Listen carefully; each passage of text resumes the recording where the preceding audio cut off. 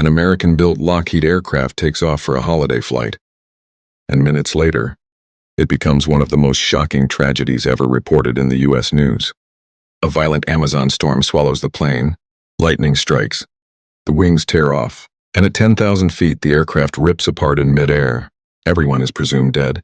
But deep inside the Amazon rainforest, a 17-year-old girl suddenly opens her eyes, injured, alone and fighting for her life. This true survival story stunned not just Peru, but the entire United States. Hello, friends. On 24th December 1971, Lanza Airlines Flight 508 took off from Lima, the capital of Peru in South America. There were 86 passengers on board, and the aircraft was heading toward the city of Pucallpa, flying over the vast Amazon rainforest. The first half hour of the journey was completely normal. The crew served breakfast to the passengers. The pilots were casually talking about their families. Everyone on board was happy, because the next day was Christmas, and all the passengers were excited to meet their families. But as soon as the plane began its descent, dark clouds gathered. Suddenly, the pilots saw a massive storm ahead. Instead of avoiding it, they decided to fly straight through the storm. Within minutes, darkness surrounded the aircraft. Lightning began to strike. The turbulence grew worse and worse. The plane shook violently, so violently, that the luggage, kept in the overhead compartments, fell out and landed on passengers. Panic spread throughout the cabin. Imagine this continued for 20 long minutes. And then suddenly at 21,000 feet, lightning struck the aircraft. The bolt hit the right wing, causing it to catch fire. Within seconds, the entire right wing broke off, and part of the left wing also detached. Just 15 minutes before landing in Pucallpa, at around 10,000 feet, the aircraft began to break apart in midair. The air traffic controllers, who were monitoring the flight, suddenly saw the aircraft's radar dot disappear. Some hoped the plane might have made an emergency landing, but soon it became clear. The aircraft had completely crashed. Peru then launched the largest search operation in its history. Several days later, when rescue workers reached the crash site deep inside the Amazon jungle, they saw wreckage scattered everywhere. Passengers' belongings hung from trees. Suitcases had burst open in midair, and Christmas gifts were dangling from branches as if someone had decorated Christmas trees in the forest. Rescue teams searched for survivors for days, but when none were found, it was assumed that all passengers were dead. At 10,000 feet, who could possibly survive falling from such a height? But this wasn't true. The whole world was still unaware of this. Yet one passenger had survived. Miles away from any human settlement deep in the Amazon jungle, a 17-year-old girl was still alive. Juliane Koepcke. This was an incredible miracle. But the problem now was that she was lying injured and alone on the forest floor. No one was coming to rescue her, because the rescue teams had already called off their search operation.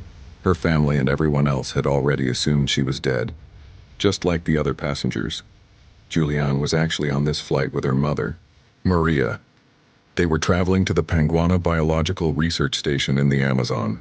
The station had been established by Juliane's parents, who were zoologists. The plan was for the whole family to meet there and celebrate Christmas together. Originally, they had planned to return home a few days earlier, but Juliane had to take this last-minute flight due to her school prom and graduation party. Because of the Christmas holidays, all tickets on other reliable airlines were sold out. Their only option left was Lanza Airlines. Juliane's father had repeatedly warned them not to travel with this airline. It was notoriously poor in service, but they needed to get home quickly, and there was no other option. So her mother booked tickets with Lanza Airlines. The truth is, back then, this airline had an extremely bad reputation. People even joked in Spanish, "Lanza se lanza de panza," meaning Lanza falls flat on its stomach. Things were so bad that several of its planes had crashed in recent years. This particular plane was Lanza's last aircraft, a turbo-propeller plane, the Lockheed L-188 Electra. It was designed for flying over deserts. Its wings were not flexible like other planes, and its body was tightly attached, making it unable to withstand turbulence. It had already been retired from service in the US years ago. The passengers had no idea that this plane shouldn't be flown over mountains. Yet on this flight, it was flying over the Andes. When lightning struck the plane, the disaster happened. Juliane was seated in 19F, the second to last row, a window seat. The row of 3 seats she was in broke away from the plane. Because she had her seatbelt fastened, she stayed strapped to her seat as it plummeted 10,000 feet to the ground. What happened next was truly an unbelievable miracle in human history. Juliane fell through the air with her seat. Amid the noise of the plane and screams, all she could hear was the rushing wind. The seatbelt pressed so tightly against her stomach that breathing became difficult. Below, the dense Amazon jungle stretched as far as the eye could see, like a field of broccoli. During the fall, Juliane lost consciousness. When she awoke, she found herself lying on the forest floor. It was Christmas morning, December 25th. Rain had fallen all night, soaking her clothes in mud, and she had been unconscious throughout the night. When she regained consciousness, she tried several times to stand up, but each attempt made her faint again. After multiple attempts, she finally managed to stay upright. Once standing, she realized her collarbone was broken. Her knees were severely bruised, and her right shoulder and left calf were injured. One eye was swollen shut, and the other had only a faint slit of vision. Juliane's eyesight had already been weak, and she had lost her glasses in the crash. One sandal was missing, and she had suffered a concussion. At this point, one question arises. How did she survive falling from such a height? There were three miraculous factors that saved her life. One, updrafts, strong winds moving upwards from the storm, pushed her upwards. Falling objects in these winds are slowed down, reducing impact speed. Rotation of the seat row. As the row of seats spun rapidly while falling, it helped slow the descent even further. She started spinning like a helicopter blade. Because of this, her falling speed slowed down. Thirdly, the dense trees and thick vines of the Amazon jungle acted like a net, almost like a mattress. This prevented her from hitting the ground directly. Music and applause. Moreover, luck played a very important role because it determined exactly in which direction she was falling, which tree she was landing on, and which way her body was pointing during the fall. All these factors mattered. Even after all this, surviving was extremely rare. To give you an idea, no other passenger on the plane survived. But for Juliane, the real danger was just beginning. Deep in the Amazon jungle, she was completely alone. She tried to call out for her mother using her hands and voice, but there was no response. The only sounds around were frogs, insects, and birds. The good news for Juliane was that this jungle was not entirely unfamiliar to her. She was not an ordinary city girl. She had spent 3 years of her life with her zoologist parents at a penguin research station. She knew which animals were poisonous, which plants were dangerous, and what to do in difficult situations. She knew that even in such an injured state, fear wouldn't help. She had to think clearly. After resting for a few hours, Juliane felt well enough to move. The first thing she did was search for her mother and the other passengers, shouting, "Where are you, Mom?" But no answer came. Occasionally, she could hear the sound of rescue helicopters flying overhead, but the jungle was so dense that it was impossible for them to spot her. She realized she was alone. Whatever she needed to do, she had to do by herself. To survive, there were two immediate needs: water and food. She used her presence of mind. She licked water droplets from leaves to quench her thirst. Then she began searching for food. Many people have a misconception that in a dense rainforest, there's plenty of edible food, but actually it's not true. The Amazon jungle is so dense that sunlight barely reaches the ground, so very little grows there.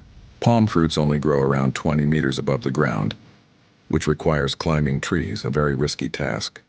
First, Juliane spotted mushrooms, but she suspected they might be poisonous and didn't touch them. Then she found a box of Italian fruitcakes, which had fallen from the plane, but after overnight rain they were no longer edible. A little further, she found a packet of candies containing only 30 pieces. She decided to ration them carefully, eating only a few each day. She also had a watch, a gift from her grandmother. The next decision was difficult. Juliane knew that to survive, she needed to keep moving until she found a human settlement. But she didn't know which direction to go. She wandered around the crash site for hours, then suddenly heard the sound of dripping water. Following the sound, she discovered a small stream of water emerging from the soil between bushes. This was her first ray of hope. Her father had taught her that if you ever get lost in a jungle, follow running water. A small stream will lead to a bigger stream, then a river, and eventually to human settlements. This was her only strategy, so she kept following the water. In the terrifying Amazon jungle, There are dangerous animals like 8-foot-long alligators, venomous snakes, spiders, and many other deadly species. A 17-year-old girl was now venturing alone, with no idea where she was going or whether she would find anyone. She only knew to keep following the water.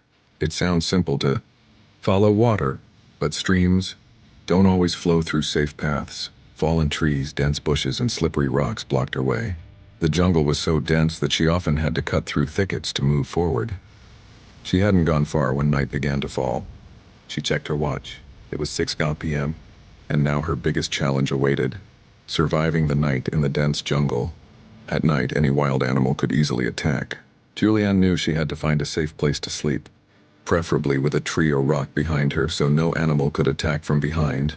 Her father had also taught her how to rub stones and wood to start a fire. But unfortunately, the heavy rain made it impossible to light one. Exhausted and injured, she fell into a deep sleep, but thankfully, she had chosen a relatively safe spot. The next morning, she woke up completely drained, but she knew she had to keep moving to survive. Her broken glasses prevented her from seeing far, so she couldn't take any shortcuts, but she had to keep going. Along the way, she saw a terrifying giant spider, the Goliath bird eater, the largest spider in the world, capable of eating small birds. Juliane knew it was better to keep her distance. All day long, she just kept walking slowly along the water's edge. There was nothing new to eat. On the third day, Juliane found the first piece of the plane crash wreckage.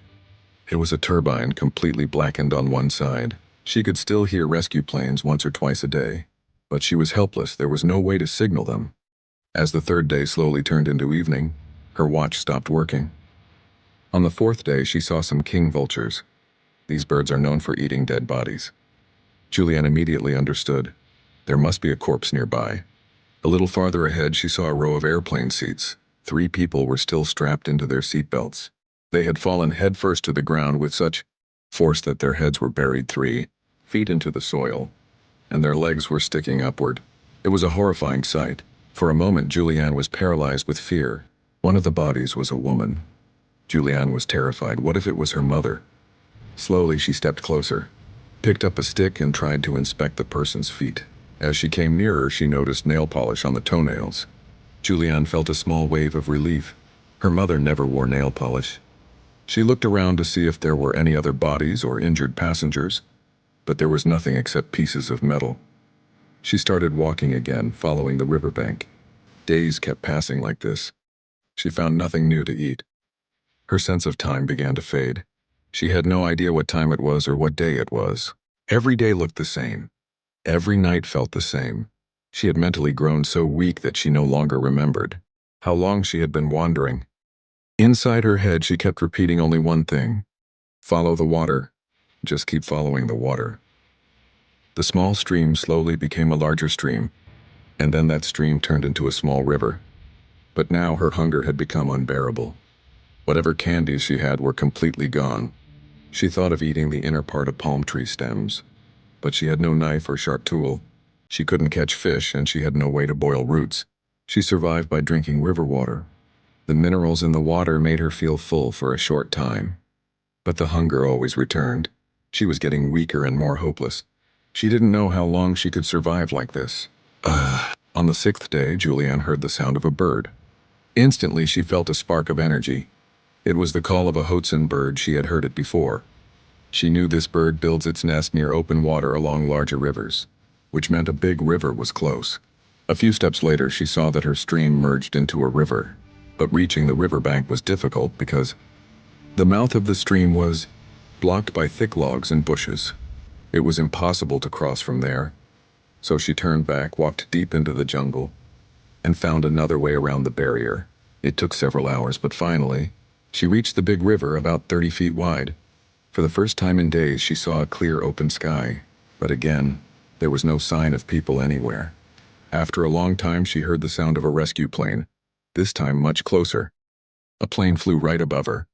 Juliane became extremely excited. She waved desperately and shouted, but nothing worked. The pilot didn't see her, and the plane kept going. She sat and waited, hoping another plane would return, but none came. Eventually, even the distant sound of rescue planes stopped completely. Juliane realized the terrifying truth. The rescue mission had been called off. Her heart broke. Until now, her only goal had been to reach the river. But now that she was here, she felt truly alone. Thousands of kilometers of uninhabited rainforest surrounded her. No one was coming to save her. Just when she was about to give up, she remembered something her father had once told her. Where there is a river, there will be people. She held on to this one last hope and continued walking. Days kept passing. Her condition grew worse. Flies had laid eggs in the wounds on her arm. The maggots hatched and began eating deeper into her flesh. Normally, these maggots could be removed only with alcohol or kerosene, but Juliane had neither. All she had was a silver ring. She tried using the ring to scrape them out, but the maggots had burrowed deep into her skin. She feared her wound might become so infected that she could lose her arm. Her upper back skin was also badly burned. It had started peeling, and blood was oozing out. There was nothing she could do about any of this. So she did the only thing she could: keep moving along the river. After some time, she realized it might be easier to swim in the river instead of walking along the difficult riverbank. So she jumped into the water and let the current carry her downstream. After hours of drifting, she thought she saw the roof of a house, and she heard the sound of a chicken. But neither were real. She was hallucinating. As evening fell, she got out of the river to take shelter. In the morning, she would jump back in and continue drifting. She kept doing this for the next few days, even though it was extremely dangerous. One day, when she was in the river, she